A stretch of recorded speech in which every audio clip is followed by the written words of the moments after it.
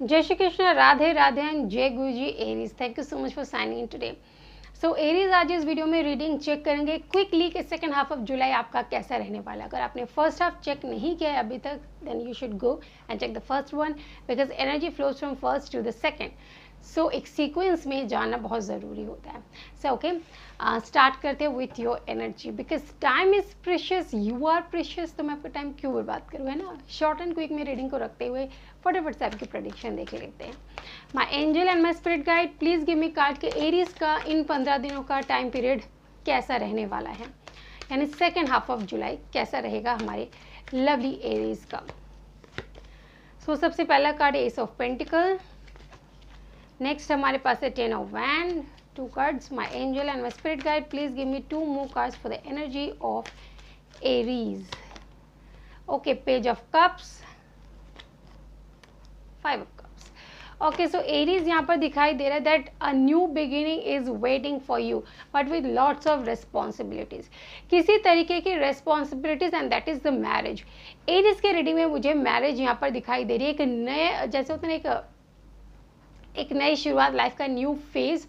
तो किसी के साथ एंड लाइक सैपलिंग्स यहाँ पे रखा जा रहा है, यानी एक नई चीज़ की शुरुआत होने जा रही है, बुनियाद नींव रखी जा रही है, दैट इज मैरिज। ठीक है, शादी की कहीं ना कहीं बात यहाँ पर चल रही है। ठीक है, आपके जो घर वाले हैं वो चाहते कि अब आप शादी करके अपना घर बसा लीजिए, but you are not wanting the same. आप नहीं चाहते, because you might be loving someone else and waiting for that person. ठीक है, आप उस पर्सन का वेट करें, योर सोलमेट, बट यहाँ पे परिवार वाले आपको प्रेशर करें कि आप शादी करके अपना घर बसाओ, लेकिन आप उसी पर्सन के साथ शादी करना चाहते, बट उनको आने में समय लग रहा है। और इस दुविधा में आप फंस गए कि अब हम करें तो क्या करें। एक ऐसी सिचुएशन क्रिएट हो चुके हैं जहाँ घर वाले आपकी शादी करवाना चाहते हैं, एक रिश्ते की बुनियाद रखना चाहते हैं, आपके ऊपर रिस्पॉन्सिबिलिटीज डालना चाहते हैं, and you feel like that I am the burden. आपको ऐसा लग रहा है कि मेरे परिवार वाले मुझे अब एक बर्डन के तौर पे देखते हैं, ठीक है, एक जिम्मेदारी के तौर पे देखते हैं, और मुझे किसी के हवाले करके छुटकारा पाना चाहते हैं। ठीक है, अगर आप एक बॉय हैं, लाइक अ मेल पर्सन है, तो आपकी मदर चाहती है कि अब बहू आ जाए और मैं अपने बेटे की जिम्मेदारी उस पर दे दूँ, ठीक है, मैं फ्री हो जाऊँ। और अगर आप एक फीमेल हैं तो आपके घर वाले चाहते हैं कहीं ना कहीं अब आपकी शादी करवा के आपको विदा कर दिया जाए। ठीक है, अब आप अपना घर परिवार बसाओ। तो एक ऐसा सिनेरियो एरीज के लाइफ में चल रहा है, और जिस दोनों ही केस में, वेदर मेल और फीमेल, दोनों ही केस में आप अनसेटिस्फाइड है, आप खुश नहीं हैं, आप बहुत परेशान हो रहे इस चीज़ से, और आपको कोई रास्ता सूझ नहीं रहा है।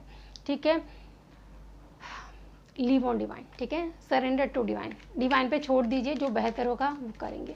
अगर वो पर्सन आपके लिए बेस्ट है तो किसी तरीके से आप देखेंगे कि शादी की बात जो है बन नहीं पाएगी, और अगर वो बेस्ट नहीं है तो क्या पता बेस्ट के साथ ही आपकी शादी की बात बन जाए।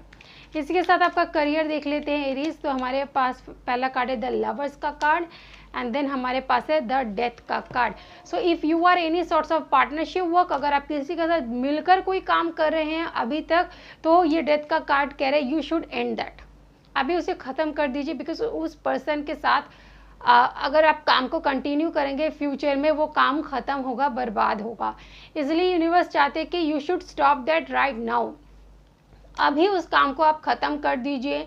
ठीक है, उस पार्टनरशिप को आप तोड़ दीजिए, और आप सोल प्रोप्राइटरशिप कोई बिजनेस, यानी सोल अकेले, ठीक है, वो सोल लेवल वो नहीं बात कर रही हूँ यहाँ पे, सोल अकेले को। ठीक है, अकेले जो वर्क आप कर सकते हैं, वेदर अगर अभी सपोर्टिव नहीं है टाइम तो आप कोई अलग कहीं कंपनी वगैरह को ज्वाइन कर सकते हैं, बट अगर आप पार्टनरशिप में किसी तरीके का काम कर रहे हैं so you should and that, और नए तरीके से शुरुआत करें खुद के साथ।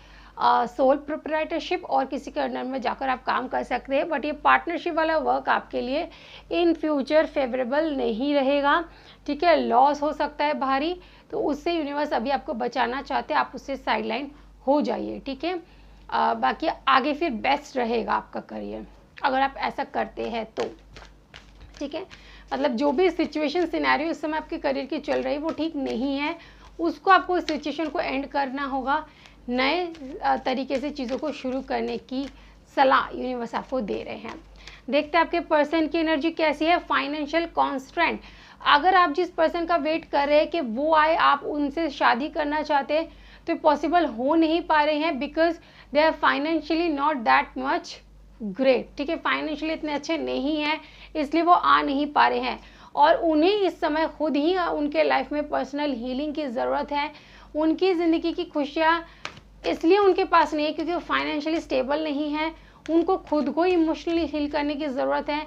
तो ऐसे एक पर्सन के का इंतज़ार आप कर रहे हैं, पाना चाहते हैं, जो खुद ही अनस्टेबल है, डिसबैलेंस है, तो आप सोच सकते हैं कि थोड़ा रिस्की तो है ही। द थिंकिंग वुमेन, हालांकि वो आपके बारे में बहुत ज़्यादा सोचते हैं।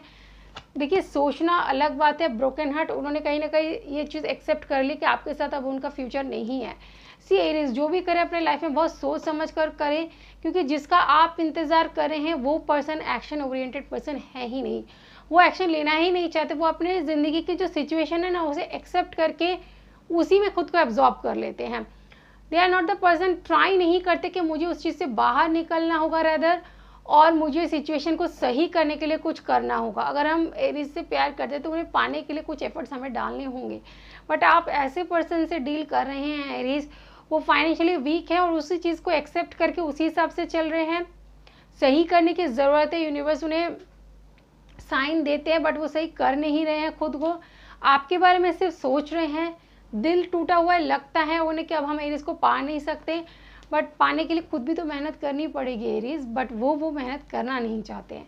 अब आप देख लीजिए कि आपको उनका इंतज़ार करना है या परिवार वाले जिससे कह रहे हैं उनसे शादी कर लें। चलिए, डिवाइन की तरफ से, साईं बाबा की तरफ से क्या गाइडेंस है, क्या मैसेज है, मे बी आपको कोई रास्ता दिख जाए। ठीक है, तो हमारे पास है द ड्रीम। जो भी ड्रीम आप इन दिनों देखते हैं उनको उठने के बाद लिखिए, नोट डाउन करें, और कहीं ना कहीं ड्रीम के सीक्वेंस के अकॉर्डिंग ही आपको कोई ना कोई आंसर या सोल्यूशन मिलेगा। ड्रीम के द्वारा यूनिवर्स आपको कोई आंसर देंगे, मैसेज देंगे, उन्हें लिखिए, थॉट प्रोसेस को इस्तेमाल करते हुए उसे डिकोड करें, क्योंकि डिवाइन आपको इसी के माध्यम से ही बात करेंगे। You are under Baba's protection, universe की प्रोटेक्शन आपके ऊपर है, तो डरने की किसी भी सिचुएशन में कोई ज़रूरत नहीं है। यानी अगर आपके अरेंज मैरिज हो जाती हैं जिसको परिवार वाले चुन रहे, तो ध्यान रखिए परिवार वाले नहीं, यूनिवर्स खुद ही चुन रहे। आप प्रोटेक्टेड रहेंगे, वहाँ पर भी आपकी खुशियों का ध्यान रखा जाएगा।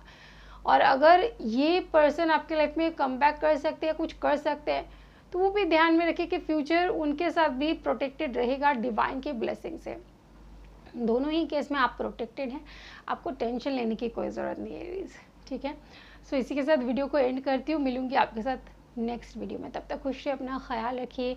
मे divine bless you, take care and bye bye.